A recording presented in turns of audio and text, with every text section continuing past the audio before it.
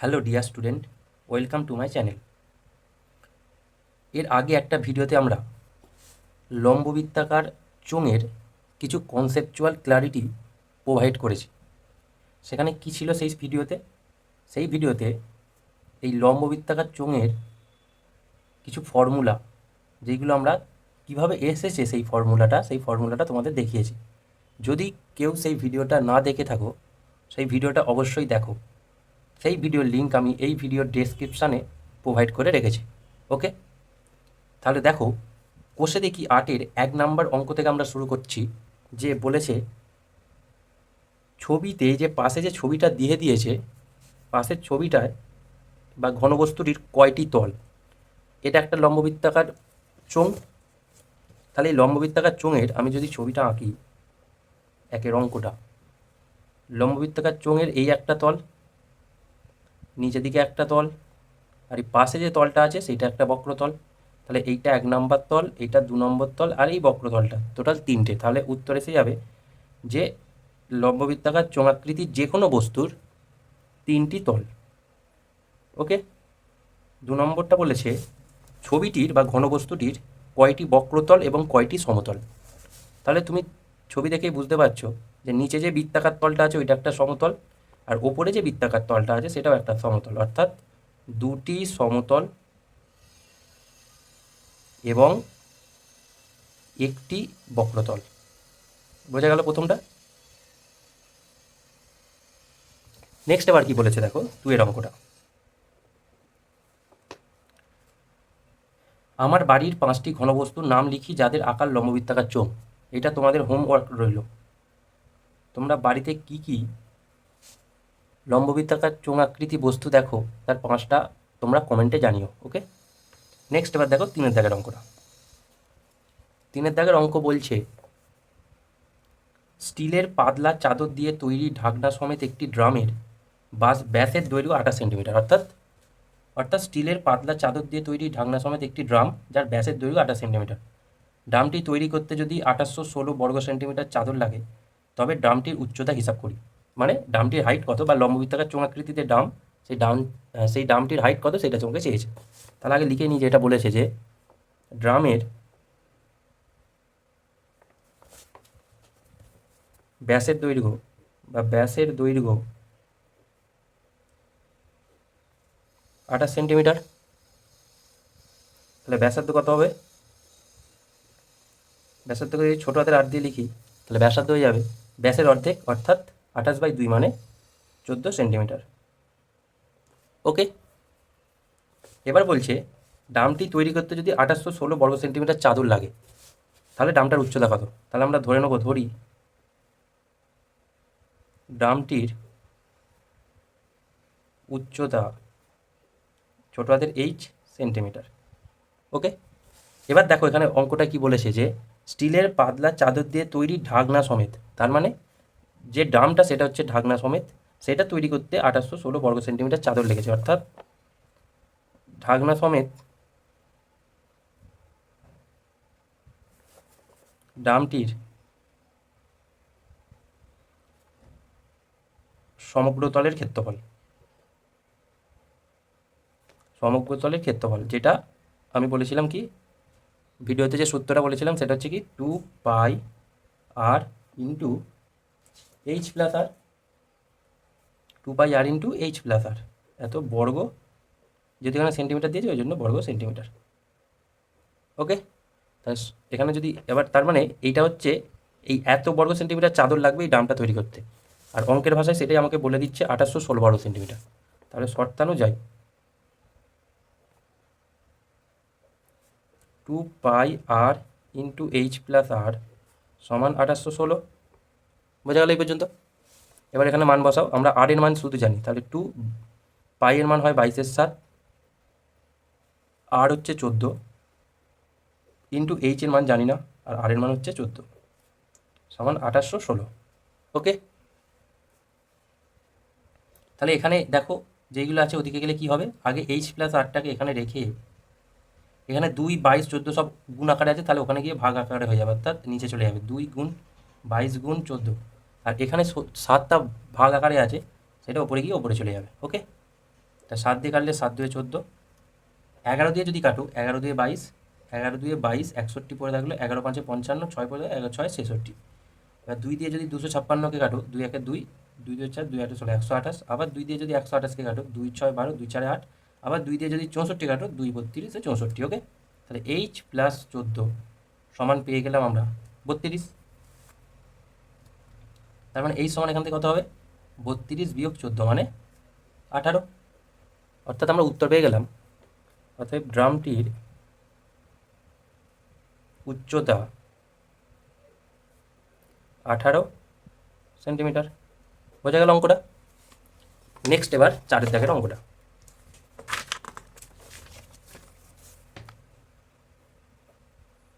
এবার 4 দাগের অঙ্কটা বলছে, একটি ঘরের বারান্দায় 5.6 ডেসিমিটার ব্যাসের এবং 2.5 মিটার লম্বা দুটি লম্ববৃত্তাকার পিলার ঢালাই করতে কত ঘন ডেসিমিটার মশলা লাগবে হিসাব করি। আগে এইটুকু থাকো অঙ্কটা, তারপর বাকি পার্টটা আমরা পড়ে করব। একটি ঘরের বারান্দায় কী আছে? দুটো পিলার আছে। দেখবে ঘরের পিলার অনেক সময় লম্ববৃত্তাকার চোঙ আকৃতি হয়ে থাকে। ওকে, তো সেই রকমই দুটো পিলার, যার ব্যাসের দৈর্ঘ্য 5.6 সেন্টিমিটার আর যাদের উচ্চতা যথাক্রমে এই উচ্চতা 2.5 মিটার করে। ওকে, তাহলে পিলার ঢালাই করতে কত ডেসিমিটার মশলা লাগবে, মানে তোমাকে এখানে কত ডেসিমিটার মশলা লাগবে বলতে প্রতিটি পিলারের আয়তন কত হবে সেটা বার করতে হবে। বুঝতে পেরেছ? আমি তাহলে লিখে নেব, প্রতিটি পিলারের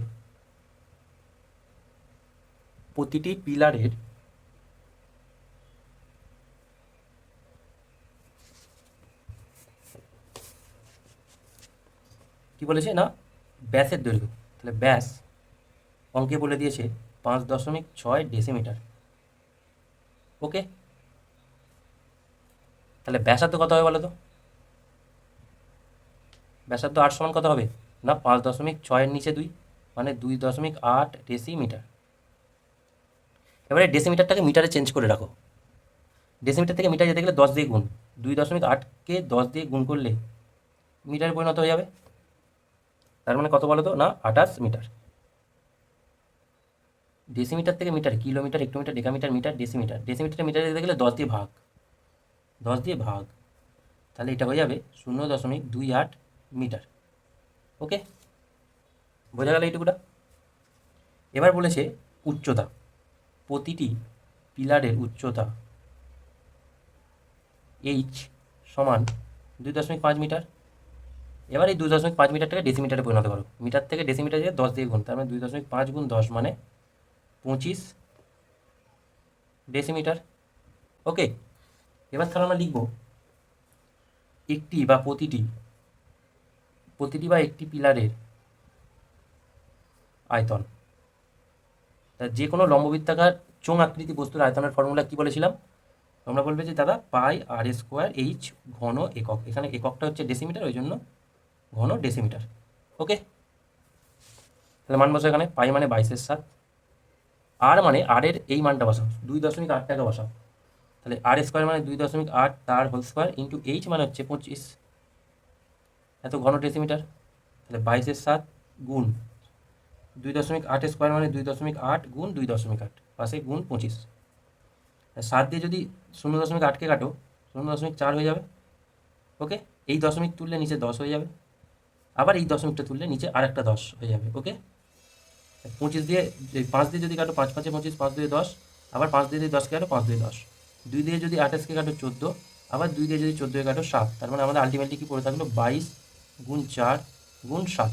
ওকে, এটা গুণ করলে 22 দুগুণ 88, তাকে 7 দিয়ে গুণ করলে 7 8 56, 6 এত থেকে 5, 7 8 56 আর 5 61, মানে 616 ঘন ডেসিমিটার।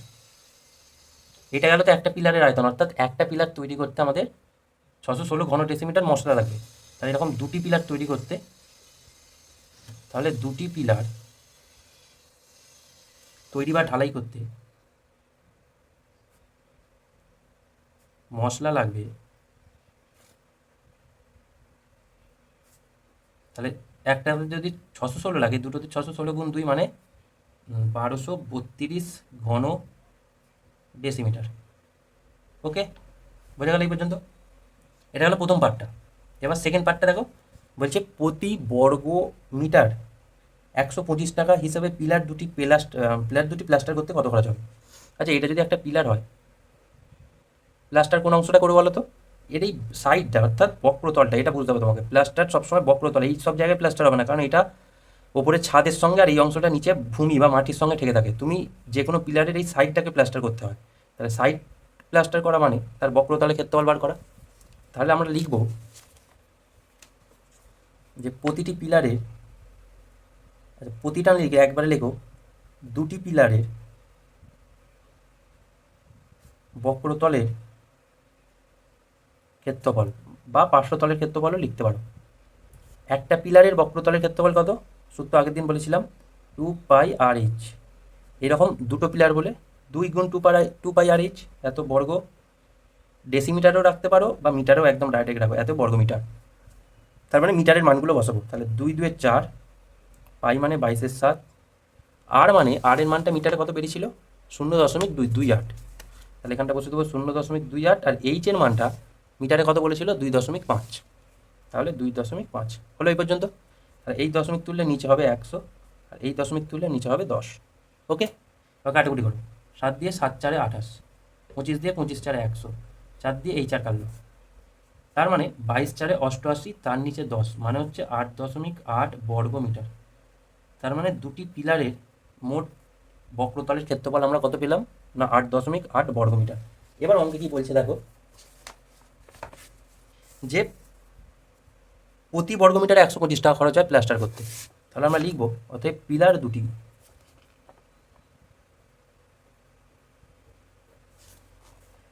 প্লাস্টার করতে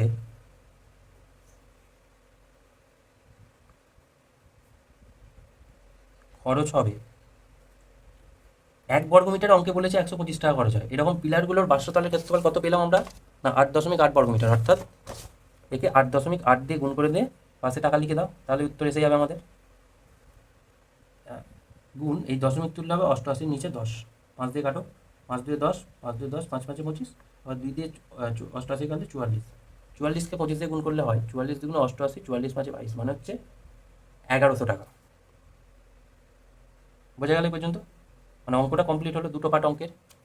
ঠিক আছে, তো এই গেল 4 দাগের অঙ্কটা। 4 দাগের অঙ্ক এই গেল। হ্যাঁ, এবার নেক্সট দেখো 5 দাগের অঙ্কটা। ভালো করে অঙ্কগুলো বোঝো, যদি কোথাও অসুবিধা হয় কমেন্টে জানাও।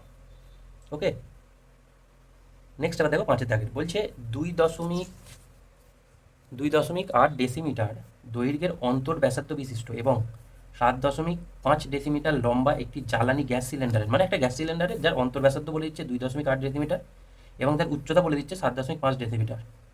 সেই সিলিন্ডার যদি 15.015 কিগ্রা গ্যাস থাকলে প্রতি ঘন ডেসিমিটার গ্যাসের ওজন কত? প্রতি ঘন ডেসিমিটার গ্যাসের ওজন মানে তোমাকে এখানে দেখে বুঝতে হবে যে প্রতি ঘন ডেসিমিটার, ঘন ডেসিমিটার কিসের একক হয়? ক্ষেত্রফলের একক হলে সেটা বর্গ ডেসিমিটার হতো।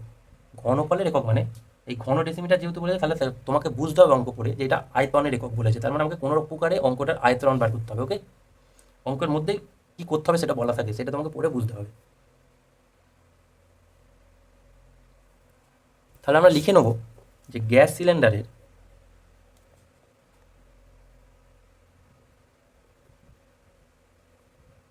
অন্তর ব্যাসার্ধ, গ্যাস সিলিন্ডারের অন্তর ব্যাসার্ধ বলে দিয়েছে 8 সমান 2.8 ডেসিমিটার। বোঝা গেল এই পর্যন্ত? আর উচ্চতা বলে দিয়েছে 7.5 ডেসিমিটার। তাহলে গ্যাস সিলিন্ডারের যদি আমরা আয়তন বার করি, আয়তনের ফর্মুলা হচ্ছে πr²h ঘন ডেসিমিটার। মানে এখান থেকে বোঝা যাচ্ছে যে আয়তন বার করছি মানে যে ওই গ্যাস সিলিন্ডারটায় কতটা গ্যাস আমরা রাখতে পারবো। ওকে, পায়ের মান বসাও। পায়ের মান হচ্ছে 22/7, আর মান হচ্ছে 2.8, তাহলে 2.8 তার হোল স্কয়ার, আর এইচ মান হচ্ছে 7.5। ওকে, এত ঘন ডেসিমিটার। তাহলে 22/7 এই 2.8 গুণ 2.8 গুণ 7.5, দশমিক তুললে এখানে নিচে 10, এই দশমিক তুললে নিচে 10, আর এই দশমিক তুললে নিচে 10। 7 দিয়ে কাটো, 7×4 হয় 28, 5 দিয়ে কাটো, 5×2 10, 5×1 5, 5×5 25, 15×5 75। আবার 5 দিয়ে কাটো, 5×2 10, 5×3 15। আবার 2 দিয়ে 22কে কেটে দাও 11, আর কি পড়ে রইলো 28, নিচে 10, এখানে একটা 2 আছে, 2 দিয়ে কাটো, 2 14 28। ওকে, আর কাটাকুটি করার দরকার নেই। এবার এগুলো গুণ করো, যে 11 গুণ 4 গুণ 14 গুণ 3, নিচে হচ্ছে 10। এবার এখনও দেখো 10কে 14 বা 4 দিয়ে কাটাকুটি, 2 দিয়ে কাটাকুটি যেত, কিন্তু আমি কাটাকুটি করলাম না কেন? কারণ দশমিকটা যাতে সহজে আসে, নিচে 10 100 ইত্যাদি রাখলে দশমিক বিন্দু আমরা সহজে বসাতে পারি। এবার এটা গুণ করতে হবে, 11 3 33 আর 4 14 56, তাহলে 56কে যদি 33 দিয়ে গুণ করো, 6 3 18 থেকে 1, 5 3 15 16, 6 3 18 মানে 168, 8 8 6 14 4 থেকে 4 7 8 মানে 18, মানে 1848/10। এখানে একবার দেখো, এটা অন্তর ব্যাস বলেছে, এটা অন্তর ব্যাসার্ধ নয়, এটা হচ্ছে অন্তর ব্যাস। তাহলে অন্তর ব্যাসার্ধ কত হবে? একে 2 দিয়ে ভাগ, মানে হচ্ছে 1.4 ডেসিমিটার। ভুল হয়ে গেল একটু, এখানে অঙ্কটা পড়া ভুল হয়েছে আমার, যে এখানে অন্তর ব্যাস বিশিষ্ট বলেছে, অন্তর ব্যাসার্ধ না। তাহলে এটা অন্তর ব্যাসার্ধ কত হবে না, 2.8কে 2 দিয়ে ভাগ, তার মানে এই 2.8-এর জায়গায় বসবে 1.4, 1.4। তাহলে পুরো ক্যালকুলেশনটা ভুল হলো, আবার নতুন করে করি। তাহলে দেখো 22/7 গুণ 1.4 দুবার হবে, গুণ 7.5। ওকে, এবার কাটাকুটি করো, দশমিক তুললাম নিচে 10, দশমিক তুললাম নিচে 10, দশমিক তুললাম নিচে 10। 7 দিয়ে 14 কাটলে 2, 2 দিয়ে 10কে কাটলে 5, 5 দিয়ে 75 কাটলে 15, 5 দিয়ে 10কে কাটলে 2, 5 দিয়ে 3 15, 2 দিয়ে 22কে কাটলে হয় 11। ওকে, আর 10টা আমি নিচে রাখলাম, তাহলে উপরে হচ্ছে 11 গুণ 14 গুণ 3, আর নিচে একটা 10।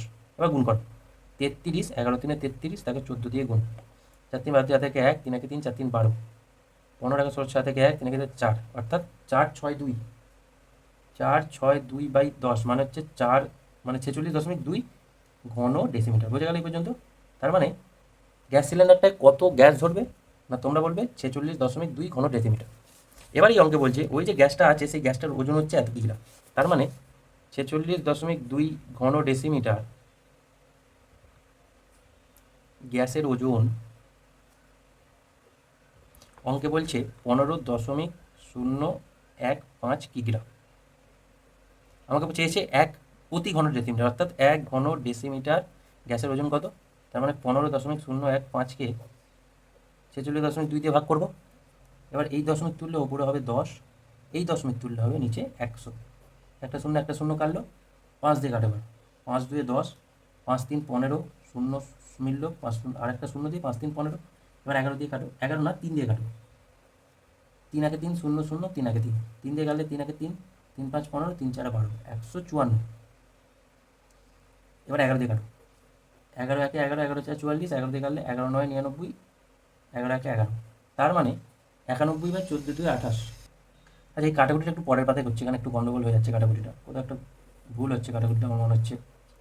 সেটা হচ্ছে কি 15.05 নিচে 46.2, দাঁড়া একবার দেখি, যে 15.015 নিচে কত না 46.2, তাহলে এই দশমিক তুললাম নিচে হবে 1000, এই দশমিক তুললাম ওপরে হলো 10, এই শূন্য কাটলো, 5 দিয়ে কাটো, 5 20 100, 5 3 15, 5 0 0 0 দিয়ে 5 3 15। ওকে, এবার যে 3 দিয়ে কাটো, 3 1 3, 3 5 15, 3 4 12, 3 1 3 0 0 1, আবার যদি 11 দিয়ে কাটো, 11 9 99, 11 1 11, এখানে হচ্ছে 11 1 11, 4 বই থাকলো, 11 4 44।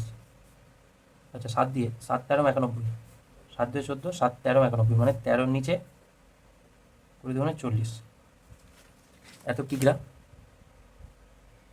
এই দশমিকে ভাগ করো, তাহলে 13কে 40 দিয়ে ভাগ করলে দশমিকের জন্য 0, 120, 10 নামলো, আবার দশমিকের জন্য 0, 13 2, 14 দুগুণে 80, 13 5 200, 40 5 200, তার মানে হচ্ছে 0.3025 কিগ্রা। তাহলে 1 ঘন ডেসিমিটার গ্যাসের ওজন আমরা পেলাম 0.325 কিগ্রা। তাহলে এটা যদি গ্রামে বার করো, 1000 দিয়ে গুণ করতে হবে, তার মানে 225 গ্রাম। ওকে, তাহলে 1 ঘন ডেসিমিটার গ্যাসের ওজন আমরা পেলাম 325 গ্রাম। বোঝা গেল? একটু কাটাকুটিটা এখানটা ভুল করেছিলাম, তার জন্য মাপ চেয়ে নিচ্ছি। ওকে, আর এখানটা একটু ভুল করেছিলাম। তো অঙ্কটা ভালো করে পড়ে, মানে অঙ্কটা পড়বে ভালো করে, যে এখানে অন্তর ব্যাস ব্যাস বলেছে অঙ্কে, আমাদের অন্তর ব্যাসার্ধ লাগবে, কারণ আর হচ্ছে অন্তর ব্যাসার্ধ বা ব্যাসার্ধ। ওকে, তো এই গেল 5-এর অঙ্কটা। নেক্সট এবার দেখো 6 অঙ্কটা।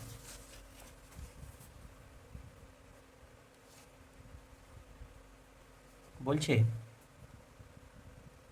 সমান ব্যাস ও সমান উচ্চতা বিশিষ্ট, মানে ব্যাস সমান আর উচ্চতা সমান তিনটি জারের প্রতিটি প্রথমটিতে 3/2 অংশ, দ্বিতীয়টিতে 6/5 অংশ এবং তৃতীয়টির 7/9 অংশ লঘু সালফিউরিক অ্যাসিড পূর্ণ ছিল। মানে প্রথমটায় 3/2 অংশ সালফিউরিক অ্যাসিড ছিল, দ্বিতীয়টায় 6/5 অংশ সালফিউরিক অ্যাসিড ছিল, আর তৃতীয়টায় 9/7 অংশ সালফিউরিক অ্যাসিড ছিল। এই তিনটি জারে অ্যাসিড যদি 2.1 ডেসিমিটার দৈর্ঘ্যের ব্যাসের একটি জারে রাখা হয়, তবে সেই জারে অ্যাসিডের উচ্চতা হবে 4.1 ডেসিমিটার। তাহলে প্রথম তিনটি জারের ব্যাসের দৈর্ঘ্য, মানে প্রত্যেকটা ব্যাসের সমান ছিল, প্রথম তিনটি জারের ব্যাসের দৈর্ঘ্য যদি 1.4 ডেসিমিটার হয়, তাহলে তাদের উচ্চতা হিসাব করি, মানে প্রত্যেকটার উচ্চতা, মানে এইচ এর মানটা বার করতে হবে, কারণ যেহেতু তিনটের উচ্চতা সমান। তাহলে আমরা লিখে নেব যে প্রতিটি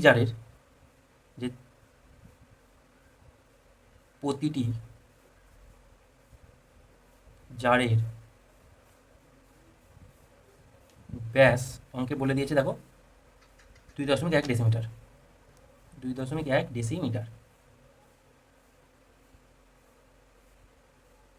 ওকে, না ওইটা হচ্ছে ওইটা হচ্ছে পুরো জারটা, যে বড় যে জারটায় রেখেছে সেই জারটার। আর এখানে প্রতিটি জারের ব্যাসার্ধ হচ্ছে 1.4 ডেসিমিটার, 1.4 ডেসিমিটার।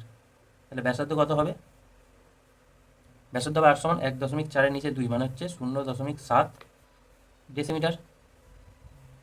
আর উচ্চতা বলে দিয়েছে আমাকে, মানে উচ্চতার আমরা ধরে নেবো কি এইচ, কারণ দেখো এখানে প্রতিটি জারের উচ্চতা কত হিসাব করতে বলেছে।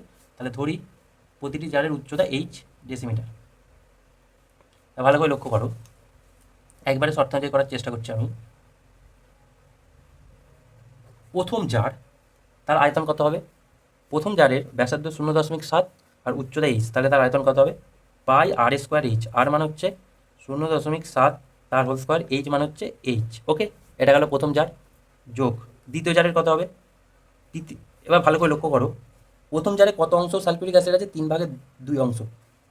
এই মোটটা তো হচ্ছে প্রথম জারের আয়তন, তা সেই আয়তনের কত অংশ অ্যাসিড আছে? না 3/2 অংশ, তাহলে গুণ 2/3, বোঝা গেল?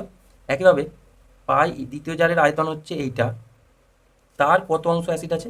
না 5-এর নিচে 6, যোগ তৃতীয় জারের আয়তনটাও কত? 0.5 ইন্টু 0.7 তার হোল স্কোয়ার ইন্টু এইচ, তার কত অংশ অ্যাসিড আছে? না 7/9 অংশ অ্যাসিড আছে। অর্থাৎ মোট প্রথম জারের এত অংশ যোগ দ্বিতীয় জারের এত অংশ যোগ তৃতীয় জারের এত অংশ অ্যাসিড আছে। সেই অ্যাসিডটাই কোথায় রাখছে? না তিনটি জারের অ্যাসিড যদি এত ডেসিমিটার দৈর্ঘ্যের ব্যাসের একটি জারে রাখা হয় এবং তার অ্যাসিডের উচ্চতা হয় 4.1 সেন্টিমিটার, তার মানে যে নতুন জারটা, তার আয়তন কত হবে? পাই আর স্কোয়ার। এবার আরটা কীভাবে বসাবো ভালো করে লক্ষ্য করো, যে নতুন জারটা, সেই নতুন জারে অ্যাসিডের ব্যাস, মানে জারটার ব্যাস কত? না 0.1 ডেসিমিটার, 2.1 ডেসিমিটার। তাহলে 2.1 ডেসিমিটারকে 2 দিয়ে ভাগ করলেই তার ব্যাসার্ধ পাবো। তারপর তাহলে পাই আর স্কোয়ার, যেহেতু ব্যাসার্ধের স্কোয়ার হলো, ইন্টু এইচ, কত ডেসিমিটার উচ্চতায় অ্যাসিডটা উঠেছে? 4.1 ডেসিমিটার উচ্চতায় অ্যাসিডটা উঠেছে। বোঝা গেল এইটুকু পার্টটা? এটা লিখে লিখে করা যায়, কিন্তু ডাইরেক্ট শর্তানুযায়ী যদি করো অঙ্কটা ছোটো হয়ে যাবে। ওকে, তাহলে এই গেল পুরো শর্তানুযায়ী। কারণ এই যে তিনটে জারে মোট অ্যাসিড আছে, সেই অ্যাসিডটাই কোথায় করা হয়েছে? এই বড় জারটায় রাখা হয়েছে। এই বড় জারটায় ব্যাসার্ধ বলে দিয়েছে 2.1/2 তার হোল স্কোয়ার, আর উচ্চতা বলে দিয়েছে 4.1। তার মানে কি, এতে এই দিকটায়, অর্থাৎ তিনটে জারে যতটা অ্যাসিড আছে, বড় জারটায় যতটা অ্যাসিড আছে, ওই জন্য সমান করলাম সেই পরিমাণটা। এবার ভালো করে লক্ষ্য করো, আমরা এই তিনটে থেকে পাই ইন্টু 0.7 তার whole square into H common পাবো তো, কারণ তিনটে দিয়ে এটা মিল আছে। তার মানে কত করে থাকবে? 2/3, যোগ এখানে করে থাকবে 5/6, যোগ এখানে করে থাকবে 7/9। ওকে, আর এদিকে যেমন আছে রাখলাম 2.1/2 তার হোল স্কোয়ার ইন্টু 4.1। বোঝা গেল এই পর্যন্ত? এবার দেখো, দুদিক থেকে এই পাই কেটে গেল। ওকে, এদিকে যেমন 0.7 তার হোল স্কোয়ার আছে রাখলাম, গুণ এইচ আছে যেমন রাখলাম। এটা লসও করো তো, 3, 6 আর 9 লসও কত? না 18, 3, 6, 18, তার মানে ওপরটা যাবে 6 দিয়ে 12, যোগ 6, 3, 18, 15 হয়ে গেল, 9 দিয়ে 18, 7 দিয়ে 14 হয়ে গেল। আর এদিকে পড়ে আছে 0.1/2 তার হোল স্কোয়ার ইন্টু 4.1। তাহলে এখানে যেমন আছে 0.7 তার হোল স্কোয়ার ইন্টু এইচ, এটা কত হবে? 15, 12 আর 14 হচ্ছে 28, 12 আর 14 কত? না 28, 28 আর 15, 5, 6, 7, 7, না 12 আর 14 26 আর 15 হচ্ছে 41, আর নিচে থাকলো 18। ওকে, আর এখানে থাকলো 0.1/2 তার হোল স্কোয়ার ইন্টু 4.1। এবার আমার উদ্দেশ্য কি, যে সেই প্রতিটি জারের উচ্চতা কত, তার মানে এইচের মানটা বার করা। তার মানে এইচকে রেখে ওদিকে সবাইকে নিয়ে চলে যাবো। তার আগে আরেকবার লিখবো ওই পাতায়, ওই লাস্ট লাইনটা, যে 0.7 তার whole square into H into 41/18 সমান 0.1/2 তার হোল স্কোয়ার ইন্টু 4.1। এবার দেখো একটু ক্যালকুলেটিভ, কিছু করার নেই। 0.7 মানে তার হোল স্কোয়ার মানে 0.7 ইন্টু 0.7 ইন্টু এইচ ইন্টু 41/18, আর এদিকে এটা স্কোয়ার মানে 2.1 গুণ 2.1, নিচে 2 গুণ 2 আর পাশে 4.1। তার এইচ যদি বার করতে চাই, একটা লাইন টানি, এখানে উপরে কে আছে 0.1 গুণ 0.1, আর কে আছে 4.1, নিচে কে আছে 2 গুণ 2। এবার এটা গুণ আকারে আছে, এদিকে নিচে ভাগ আকারে হলো, এটাও গুণ আকারে আছে, এদিকে নিচে ভাগ আকারে হয়ে গেল। এবার নিচে 18 আছে, উপরে গিয়ে 18 হয়ে যাবে এদিকে, আর এদিকে নিচে 41 আছে, এই উপরে 41 আছে, এদিকে নিচে গিয়ে 41 হয়ে গেল। ওকে, এবার দেখো দশমিক তোলো, এই দশমিকের সঙ্গে এই দশমিকটা উঠে গেল, এই দশমিকের সাথে এই দশমিকটা উঠে গেল, শুধু এই দশমিকের জন্য একটা নিচে 10 লিখলাম, বুঝে গেল। এই 41 কেটে গেল, এই 7 দিয়ে এই 21কে কাটলে 3 হয়, এই 7 দিয়ে এই 21কে কাটলে হয় 3, আর 2 দিয়ে 18 কাটলে হবে 9। আর কাটাকুটি যাবে কি দেখো, উপরে পড়ে থাকলো 3 3 আর 9, নিচে পড়ে থাকলো 2 আর 10। তারপরে এই সমান পেলাম 3 3 9 9 9 81, আর নিচে 2 10 20। এবার যদি এটা 81কে আমরা 20 দিয়ে ভাগ করি, 20 4 80, আচ্ছা 0 দিয়ে একটা 10, 100, 20 5 100, তাহলে এত ডেসিমিটার। তাহলে এইচের মান আমরা কত পেলাম, অর্থাৎ প্রতিটি জারের উচ্চতা কত পেলাম না 4.05 ডেসিমিটার। প্রতিটি জারের উচ্চতা 4.05 ডেসিমিটার। ওকে, তাহলে 6 দাগের অঙ্ক কমপ্লিট। আজকে এই পর্যন্তই থাকলো, পরের ক্লাস আমরা 7 দাগের অঙ্ক থেকে করব। আর যদি ভিডিওটা ভালো লেগে থাকে অবশ্যই কমেন্টে ইয়েস করো, আর যদি অঙ্কগুলো বুঝতে পারো অবশ্যই ইয়েস করো, আর চ্যানেলটি সাবস্ক্রাইব করো। ওকে, আর বন্ধুদের মাঝে শেয়ার করে দাও, যাতে তারাও এই সহজ পদ্ধতিতে অঙ্কগুলো শিখতে পারে।